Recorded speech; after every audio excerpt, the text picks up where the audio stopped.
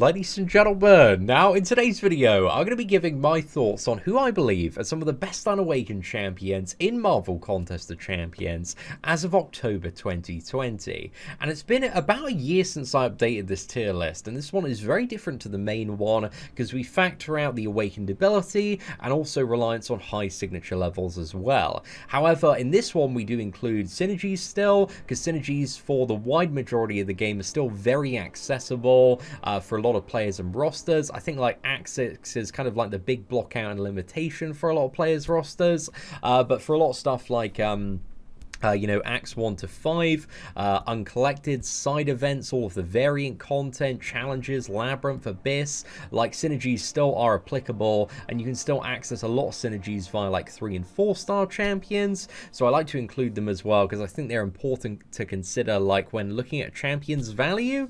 But yeah, it has been about a year since I've updated this tier list, and I've done so many updates yesterday evening and also early this morning as well. Spent about 3 hours working on it, but I'm curious to know, like, once you've watched this video and had a look at the tier list, which champion do you think should be promoted and demoted on this tier list without taking into consideration their awakened ability? Let me know your thoughts in the comment section below.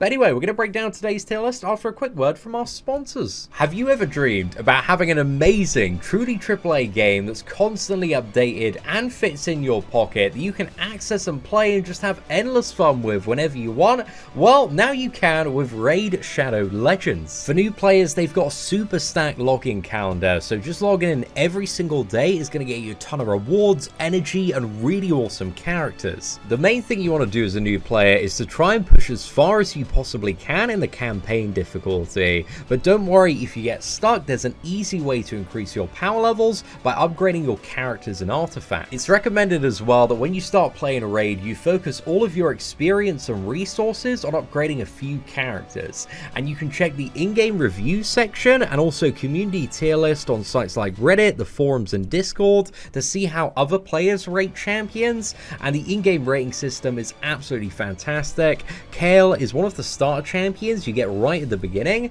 and he's an insane character, so I personally recommend picking him up when you download the game. On top of that, you don't want to neglect dungeons, because here you can get so many amazing artifacts, but also essential materials required to upgrade your best characters. For more info and advice on how to dominate Raid Shadow Legends, a link to a special marathon will be in the description below, so check that out if you want all the inside info on how to be the best. New in game this month as well is the brand new Artifact Forge, and this allows you to gather materials and start upgrading high quality artifacts almost right away. On top of that as well, Raid are all over their new updates and they're striving forward at a breakneck speed. They've released a roadmap with advanced quests, new champions, and also a super new challenge for very skilled players, the Doom Tower. This is a bit of an early look at some of the bosses and what to expect there, but some of these bosses are looking absolutely crazy, man. The models on these dragons, spiders, and monsters just look mad, so I'm really excited for this new piece of content. It looks amazing. So if you're ready to jump into the action, if you go to the video description right now and download Raid Shadow Legends, you can start your journey with this free rare champion Slasher, along with 50 gems, 100,000 silver, and also 10 mystery shards. So once you've downloaded Raid, if you go to the main town hall area, and in the top right hand corner you're going to see this treasure trove icon. Now if you open that up, there you're going to find your 10 free mystery shards, 50 gems, 100,000 silver, and also your free rare champion Slasher. And don't worry, if you need advice, you're not alone. Subscribe to the guide on Terraria World and find out the whole truth about Raid Shadow Legends. A link to do this will be in the description, but thanks once again to Raid Shadow Legends for sponsoring the video, and if you want to check out the game or guides, links are in the description. Now let's start off by talking about the Beyond God tier champions, the characters that are truly insane even unawakened. So first up we got Colossus. Now Colossus's awakened ability is really good to have because it gives him even more damage output potential and has fantastic synergy with the Emma Frost and also certain Mega Red synergies as well. But even on Awakened, man, he still hits like a freaking truck. The damage output is absolutely insane, and he's got all the utility, all the tankiness, all the survivability that you need from this character, so he's not reliant on his Awakened ability, but it is still very, very nice to have. But even on Awakened, man, still amazing when brought in with the Emma Frost and also Mega Red synergies, but even without them, you know, he's still pretty good. But for maximum spice, you do want to pair him with both of those. And then we got Domino. So Domino with a flaming trinity of Massacre and also Red Hulk is just a phenomenal character. It's pretty much like just spam massive heavy attacks, get that huge incinerate damage, and then on top of that you've got like a massive special 2, massive special 3 to finish off fights and just bleed out your opponent.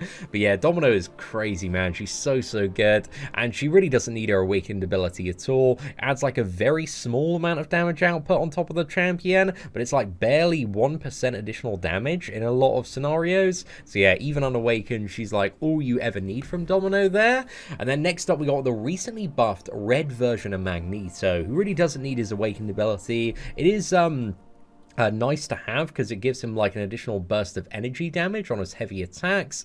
Also gives him, I think, a bit more crit resistance and also a bit of a safeguard on damage outside of special attacks as well. So if you're charging up those heavy attacks and taking advantage of the unstoppable, it's a bit of a safeguard there, but it's really not needed. Like, the crazy thing about Magneto really is that special 3 and firing it off when you've got like 40 or so prowess, and yeah, it just demolishes the opponent, and he does not need to be awakened to do that. So after his buff, man, Magneto is just putting everybody in the bin, even when he's unawakened.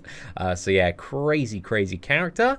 And then we got Sunspot. Sunspot does certainly have like a nice benefit from his awakened ability for longer matchups, but the thing is, if you got like a fully maxed out Sunspot as a 5-star character or 6-star rank 2, there aren't really any long matchups when it comes to the content that you play Sunspot in. It's mainly like Alliance Quest, like Act 6, maybe a bit of Act 7 in the future as well, and he just demolishes everything, man. There is so much damage on that special 2, and he's perfectly viable to play even without that awakened ability. So yeah, I love Sunspot. I used him so much on so many different paths when it came to Act 6 100% exploration, but when it came to the Act 7 beta, I swear at least 50% of bosses he was just absolutely melting. So yeah, absolutely phenomenal character there. And then next up we got Dr. Doom. Again, doesn't need to be awakened, has all the utility, power control and damage output even unawakened.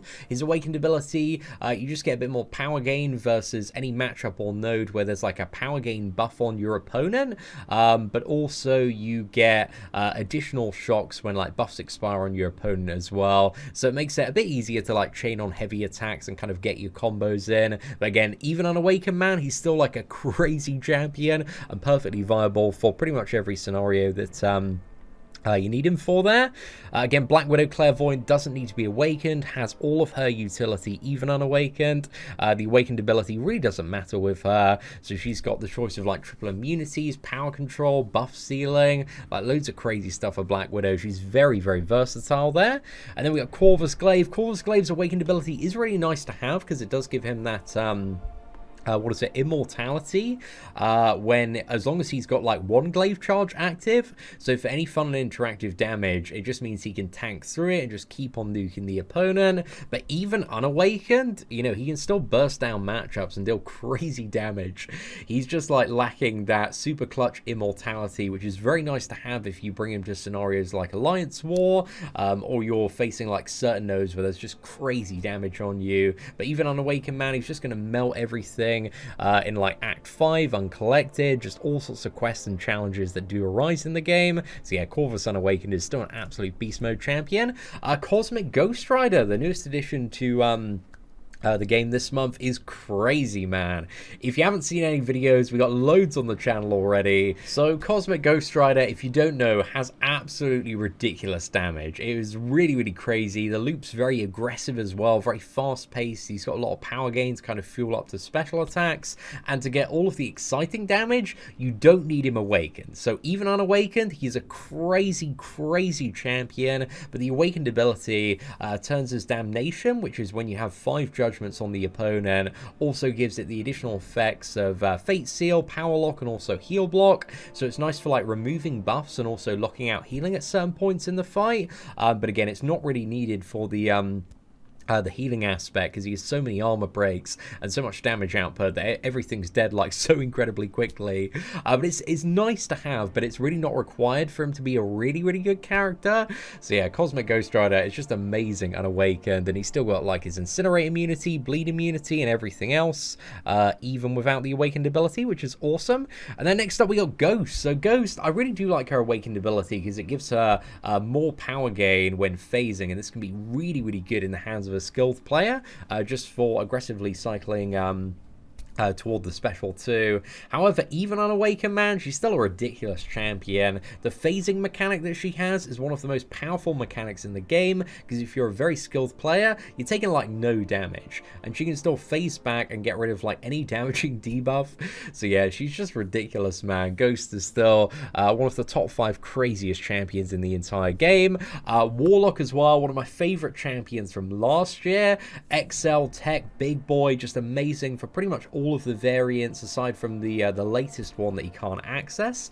However, yeah, he's just crazy for all sorts of like pain points, because he's got so much utility, deals with a lot of very annoying mutant matchups in particular, like Mr. Sinister and Havoc. But yeah, this guy's just MVP utility across the board, and really good, and kind of does everything that you need him to unawakened. His awakened ability, I believe, is fairly similar to Domino. You get like a little bit more damage off your infections, but again, it's really not too much. So it's nice to have, but again, it's not really needed there.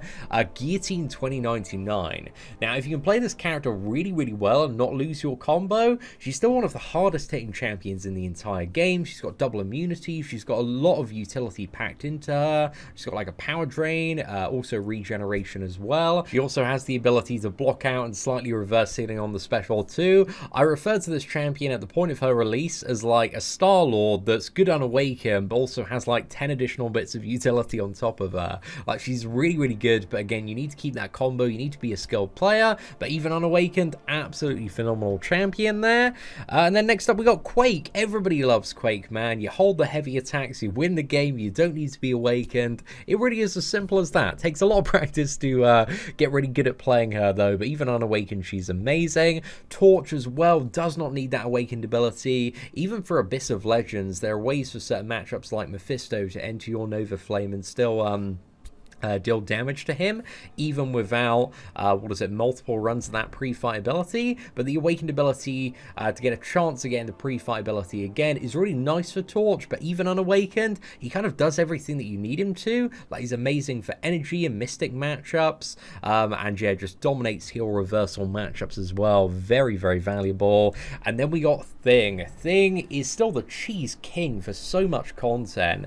If you bring in the full team synergy, this guy has like a friggin' truck, man, and he's so quick and easy to play. He does take a bit of practice in order to understand what's going on and understand how to play with the Heimdall champion, Hela and Angela synergies. But once you do, like, you're face rolling so much. With a 5-star rank 3 Thing, he like carried me through variant 2 completion on my free-to-play account. It was so much fun.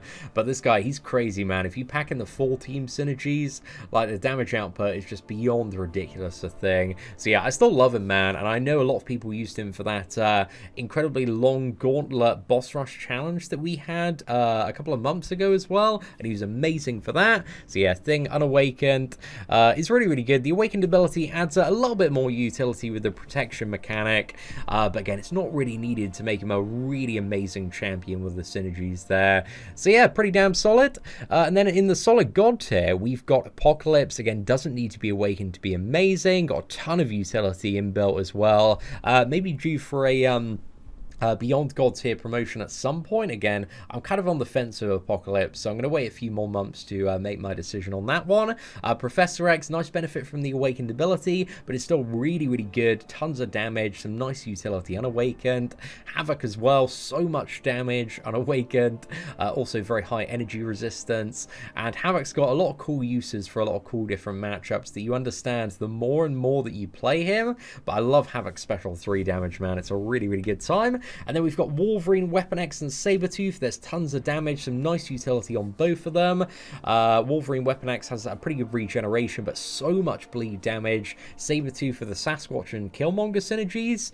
With the Sasquatch synergy, he can reach some of the highest levels of damage output in the entire game, but then sustain that infinitely throughout the entire duration of the quest.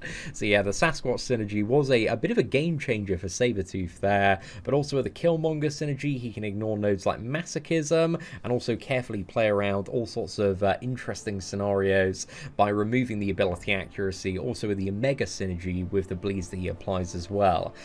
So yeah, he's got some cool stuff that he can do with synergies. Then we got Symbiote Supreme, Long Shot, Sorcerer Supreme, and Magic, all top tier, amazing Mystic champions. Don't need to be awakened there. Also Stealth Suit, Spider-Man, Blade, and Hitmonkey. I would say, like, out of these three, maybe Blade like benefits from his awakened ability the most, because you get that massive regeneration. However, they do like everything that they need to do unawakened. They're really, really good characters. So yeah, I love all three of those. Then we got a load of cosmic champions. We got Venom, Venom the Duck, Hyperion, Captain Marvel movie, and Medusa.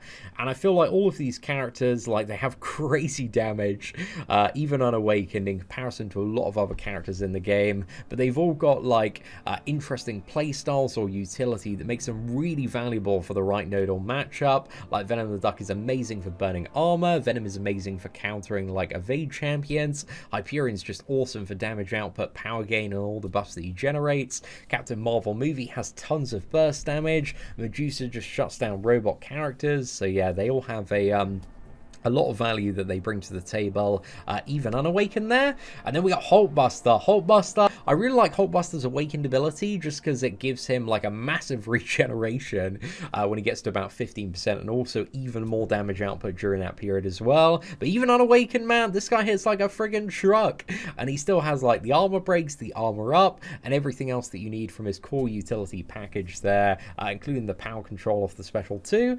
So yeah, pretty damn spicy champion. And then we got She-Hulk, again, doesn't need to be awakened, but has a nice benefit from it. Captain America Infinity War takes a bit of an emotion unawakened in comparison to his awakened state, because he loses a lot of utility via his signature ability. However, like, he's still really good. There is so much damage output. Like, the perfect parries are really, really nice as well. This guy, with his rotational playstyle of basically like just spamming like massive heavy attacks as well, is just so practical and so fun to get around a lot of annoying matchups and nodes in this game, and really good for any evade champion that you can stun as well. But I think, like, even unawakened, man, Captain America Infinity War, still absolutely phenomenal champion. But again, ideally you do want this guy awakened and full Sig 200 level to take maximum advantage of all the crazy stuff that you can do with the awakened ability and his debuffs as well. And then we've got the god tier champions. So you've got like Iceman, Emma Frost. There's tons of utility on both of them, loads of immunities as well. Amazing champions. They both counter evade characters as well. Namor doesn't really have like too much utility unawakened, but he's still got all of the damage, man. And Namor hits like a friggin' truck once you get to that special 3. But again, one of the big selling points of Namor in comparison to a lot of other mutants is that ability to reflect any damage that you're taking, and without that, I think there are a lot of characters that do overshadow Namor a fair bit. But yeah, still a crazy champion. Still, you're going to see some massive numbers from this guy, even unawakened. And then next up we got Omega Red. Omega Red still has the double immunities, still has the ability to counter characters like Korg and also Electro. He's still got his utility, but what he lacks without the awakened ability is the big saucy damage. And that's definitely what makes Omega Red a very exciting champion to bring to endgame content with the Suicide Masteries. So yeah, he's a bit lower down without the awakened ability, but again, ideally you do want Omega Red awakened, high Sig, and running Suicide Masteries. Maybe he deserves like a slight promotion to solid god tier, even unawakened. But yeah, let me know your thoughts in the comment section below.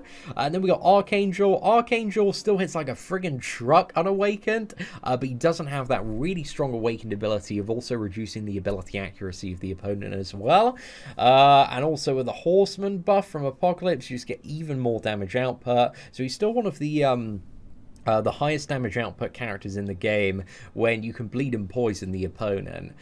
So yeah, he's still got a lot of value even unawakened and can just rinse through loads of matchups. But again, you really want that ability accuracy to counter annoying matchups like Magic, for example, because yeah, she's a massive pain to deal with. And then we got Cable. Cable with the Apocalypse synergy and Suicide Masteries is nuts. He's really, really powerful. There's so much degeneration damage, and also it allows him having that really good level of damage output to get, you know, noticeable value from the regeneration as well, just playing this character. But also the degeneration damage is really nice because there aren't really many characters that are immune to it, but we did a video, I think, on a 6-star rank 2 Cable with the Apocalypse synergy, so you can see for yourself like how crazy that damage output is without Suicide Masteries. But if you got the Suicide Masteries, it's like the perfect synergy for Cable as well, because he does have that poison damage reduction.